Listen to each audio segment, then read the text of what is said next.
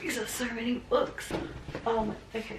Hello guys, welcome back to my channel, or welcome to my channel if you're new. Hi, I'm Richie. It's so nice to have you here, and I'm so happy that you clicked on this video. I'm doing a fun little video today, and it is a video I did not think I would ever do, but I'm going to be talking about books in this video. Obviously you can guess from the title. I am going to be talking about all the books that I read this month. I don't know what happened guys, but I have fallen back in love with reading. I remember as a kid I used to read all the time. It was like one of my favorite things to do. I remember as a kid, like, my favorite thing on a Saturday was going to our local library while my parents grocery shopped, and I would just stay in the library for like hours, and it was just honestly the best time, browsing books and finding new reads and stuff. And I would literally be rereading all my favorite books as well. So I don't know what happened. I think somewhere throughout high school, when you start reading because of school, I felt like I just like lost my interest. But something happened this month and I've become a mad woman, and I read, how many books did I read? I read 7 books this month. Literally how? Like, I went from 0 to 7, I don't know how, but I did. So I thought I would do a little wrap-up video. I know this isn't really my usual content, but I love sharing random parts of my life, and right now books are a big part of my life. So I thought I would share and talk to you guys about the books that I've read, and maybe you guys can get some inspiration if you want to get back into reading, or if you're looking for a good recommendation or anything. Anyway, that's pretty much it, so let's just get into it. I'm gonna start off with the first book that I read this month, and that was Happy Place. I know everyone and their mum is talking about Happy Place. Literally everyone has probably already read it, and if you haven't, make sure you read it, because this is one of the best books that I've ever read. This book is so relatable, and I feel like Emily Henry has such a beautiful way of writing characters and feelings and situations where you really feel like you're the character. So basically the story follows a couple, Harriet and Wynne, and they were engaged but they broke up a few months ago.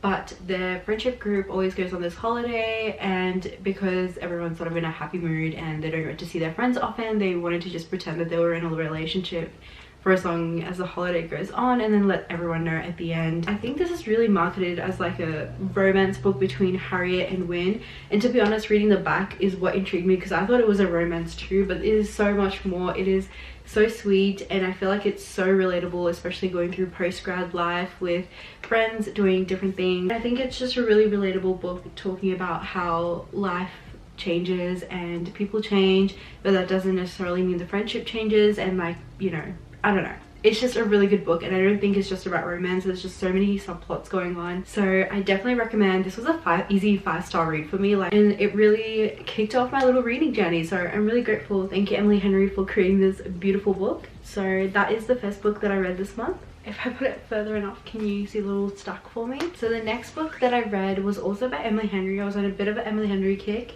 I read Book Lovers. This one is basically about Nora and Charlie. They're both sort of in the publishing industry, and like they love books and everything. And it's sort of like Emily, why did I say enemies to lovers? It is sort of like enemies to lovers. So basically the story is that Nora and her sister go on this little vacation. They go to this town, but it's not really what they thought it was like. But when they get there, Nora sees that Charlie's there, and she's just like, what the fuck are you doing here? I gave this one 4 stars. There was something in this book, I guess it was a miscommunication thing, and it dragged on for so long. Like, it was something that could have easily been resolved. But apart from that, I love the small town setting. I just loved the rest of it. And yeah, look at our little stack forming. The next book that I read was Yours Truly by Abby Jimenez, and this book was so good. I can't even explain to you, like, I could not put this book down. I think I read it in like a day and a half. Like, I don't even know, like, I loved it. I was eating, breathing, living this book. It was so good. Like, I love Happy Place, but Abby Jimenez, her writing just flows so well. Like, it's just so easy to read. Like, you just don't want to put the book down because it's just so easy to read. Like, you want to keep reading, and I can really just see the movie forming in my head. Do you know what I mean? Like, it's just so good. This is also a 5-star read, obviously, if you couldn't tell by the way I'm gushing over it. This story follows Brianna and Jacob, who are both doctors in the same hospital. Jacob has a lot of anxiety and social anxiety, and I felt like that representation was done really well because it was just written in a much more relatable way. And I don't know, I really liked the way his anxiety wasn't like, I feel like sometimes in books and movies, like, people write in anxiety and it's supposed to be this thing that like someone like is trying to fix, like they're trying to fix someone's anxiety. But in this, it was just like understanding that his anxiety, and people were accommodating and understanding, and I just really love that because I feel like you don't really get that often, and it's more about fixing someone. And I just hate that trope. But this was so beautifully done, and it was just more about like being understanding and getting to know each other and accommodating each other. But basically, yeah, it follows Brianna and Jacob. They're both doctors in the same hospital. They don't have a good first impression of each other, and because Jacob has a lot of anxiety, he didn't really know how to apologize, and he ended up writing her a note, and they start sharing notes, which is so cute. I love that they shared notes. Like, it's just so sweet and like wholesome. And then basically there's a bit of fake dating involved. The only thing that annoyed me about this book was the third act breakup, but I'm pretty sure all romance novels sort of follow that same structure, so it's not just like limited to this one that they had to do it. But I just wish it didn't happen because I thought it was a pretty perfect book. Definitely check it out if you haven't already. I'm gonna pop that on the pile. The next book that I read was a little bit different for me because I've just been reading a lot of romance, and I wanted to branch out and I wanted to read something different. So I picked up this beautiful book. It's called One for My Enemy by Olivia Blake. I think that's right. It is basically a modern fantasy. It's also a retelling of Romeo and Juliet. I just want to start off by saying this cover is freaking beautiful. Like, look at that. It's literally stunning. Basically, yeah, it's a modern retelling of modern fantasy retelling of Romeo and Juliet is what it is. And it's like two rival witch families, and yeah, there's like that Romeo and Juliet in between. I don't really want to give away too much. This book was a bit of a hard, slow burn for me. I really needed to keep reading to get to like what was going on, and I feel like it only got better in the second half. Like, the first half was pretty slow for me, but once I got into like the actual action part of what was happening, like the main issues, that was really interesting. And it's told in so many different POVs actually, so that was also interesting. I also didn't expect the end because I thought there was a certain couple that was going to be Romeo and Juliet, but then it was a different couple, and I was like really confused. But I would give this one a 3.5. The writing is really beautiful and the story did pick up. It also has really beautiful quotes, which I really appreciated. So I mean, if that makes you want to read it as well, there you go. I mean, can you even see that, guys? Like, what the fuck?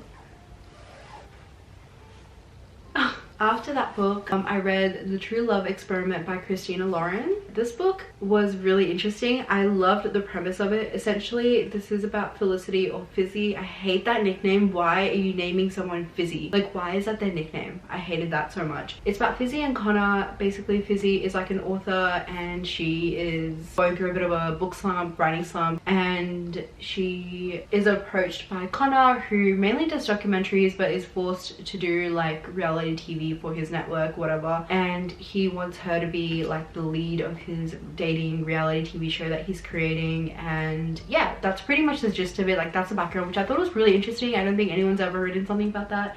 Honestly, if this was a movie, I would really be down to watch it because it's quite interesting to have that as like the backdrop of like the main characters falling in love, where they're both, you know, working on this reality TV show, and so they kind of can't. This book was really good. Like, I honestly enjoyed it. The one thing I would say is that there is a lot of detail that you don't really need. Another thing that I just didn't really like about it was that as much as I liked the characters and like their love story, there just wasn't much depth to their characters themselves. Like, the love story is fine, like what's going on with the reality TV show, but the characters themselves didn't have too much depth, which I didn't really like. I think I give this one 4 stars. Okay, so the next book that I read was We Were Lies by E. Lockhart. This is a very popular book. I remember seeing this like literally everywhere. I personally really do not like the way the author write, but there was a big plot twist at the end, which I really enjoyed. Like, I was really surprised, to be honest. I gave this one 3 stars, but honestly it's probably like a 2.5. Basically, the story of this one is that there is a beautiful family. They're a very privileged family. They have their own island that they go away to during their summers. The main character's name is Cadence in this, and basically it sort of follows her POV of what happened this one summer. Basically, something big happens one of the summers that they're there, and she goes down a big rabbit hole, you know, being traumatized. But she relies on a lot of medication to kind of get her through because she has migraines and stuff. Anyway, that was the 6th book I read this month. And the last book that I read this month, I didn't really think I was going to finish this month, but I couldn't put it down, guys. I read Flawless by Elsie Silva. Basically, the story follows Rhett, who is a cowboy, like he's a bull rider. That's his profession, and basically he lands a bit of hot water with like his sponsorships and stuff, and his agent sends his daughter, because his daughter is like working for the same company. She's a bit of a nepo baby, if you will, and it's like an assignment for her to prove if she can like work in the company and stuff. She's basically like a glorified babysitter for Rhett. I gave this one 4 stars. It's a really good book. I just love the small town romance in this, just because the small town name is called Chestnut Springs. Like, is that not the cutest name in the world? Like, that is such a cute name, like Chestnut Springs. Like, I want to go to Chestnut Springs. But yeah, this is a really good book if you guys are looking for a small town romance. I definitely recommend. I actually ended up buying the rest of the books in this series, and I'm really excited to read them because it follows the different brothers and some other side characters, so I'm very excited for that. But yeah, that was Flawless, and that was my last book that I read this month. So these are all the books that I read this month. Oh my god, they're quite heavy actually. I'm excited to see how much I'm going to read next month. Hopefully you guys enjoyed this video and you like this little wrap up of all the books that I read this month. I really have fallen in love with reading. I understand if it's not your cup of tea, and if you have watched this video and you stuck around, thank you so much. But yeah, don't forget to like this video and subscribe to my channel if you haven't already. And that's pretty much it. I love you guys, and I'll talk to you in my next video. Bye!